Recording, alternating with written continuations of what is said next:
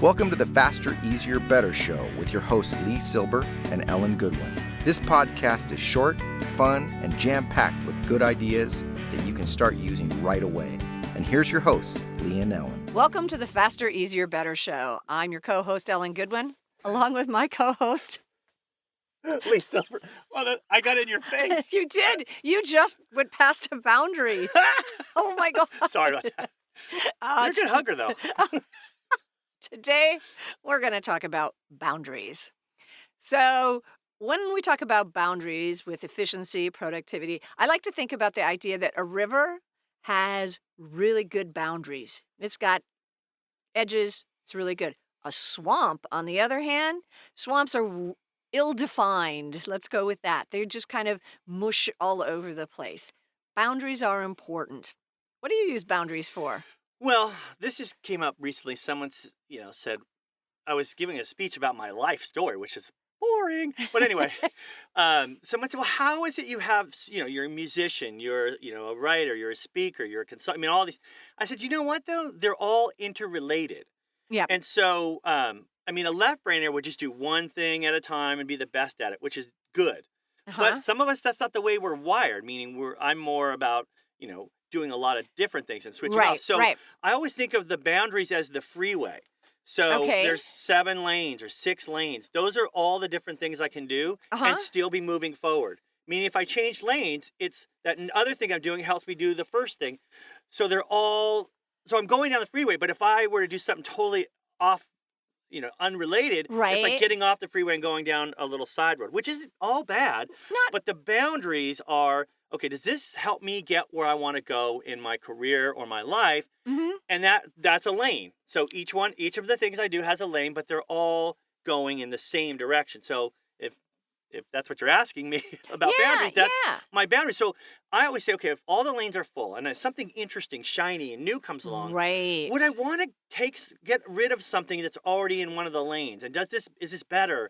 Is it going to help me go where I want to go? And then if it does, maybe I do, let that one go on the off ramp. Well, that's what I was going to say. That, or if something shows up that you would have to take an off ramp to get to, then you might have to reconsider it. Yeah, detours aren't all bad. I mean, sometimes you get lost, and in the process of getting lost, you discover something wonderful. True. But on the other hand, for the most part, trying to just go in one direction, but being able to switch off, it's all under the same umbrella.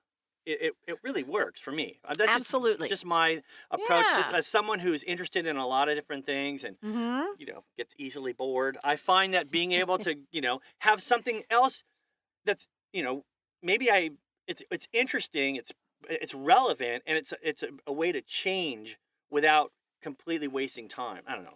No, I didn't explain that as well as I get it. They can't see my hands yet. No, they can't. I'm like, freeway, go, move, go, everybody, move, let's go, let's go.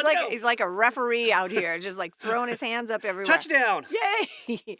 But it all makes sense. I mean, even in, you're talking about in your whole life moving forward, even like in day to day, hour to hour, if you have boundaries about what you're going to take care of during the day.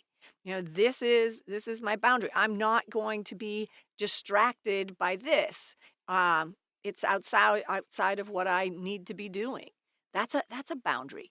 I use that when I'm working on something, when I'm writing, and my boundary is during this time, I'm writing. That's it. And then other things just will pop up into my head. And so that's why I keep a piece of paper next to me, jot down whatever that extraneous thought is. Oh my gosh, I need to do this.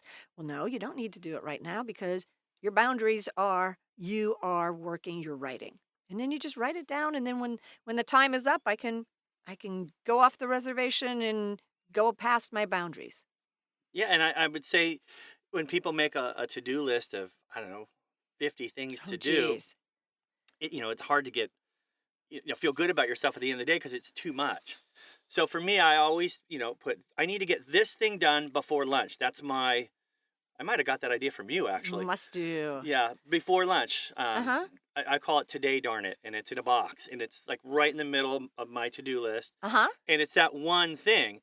And so the boundary is more of I'm not going to do these other things, even though I'd rather, I'm going to get this done first and then move on to the more. So you're kind of thinking inside the box there, right? For me, 'Cause- that's saying something. Yes, but yeah. it's true. Well, you are because you've boxed it in and you've got it. And boxes are boundaries, Right. right? You're right. The Yeah. to-do list, that's what I was getting at. So my to-do list is, if I had, it's only 10 things long, meaning I'm Right. not going to put more on there. I might do more, but I'm not Right. going to make myself feel like badly because I didn't get number 49 and 50 done. But having the boundaries of it's an 8.5 by 11 sheet of paper, it's this many lines. Yeah. It does. It's funny. You would think like for creative people that having just do whatever is not good. No. Just whenever, whatever. You need boundaries to kind of help you rein it in and focus yourself enough to get it done. Absolutely. If I said to you, make a list of 50 items, just 50 items, that's going to be harder for you to come up with than if I said, make a list of 50 blue items. Mm. Because once you have a boundary, it helps you to focus in. 50 things that annoy me. I could whip that out. Right Number now. 1, Ellen. Number 2, Ellen.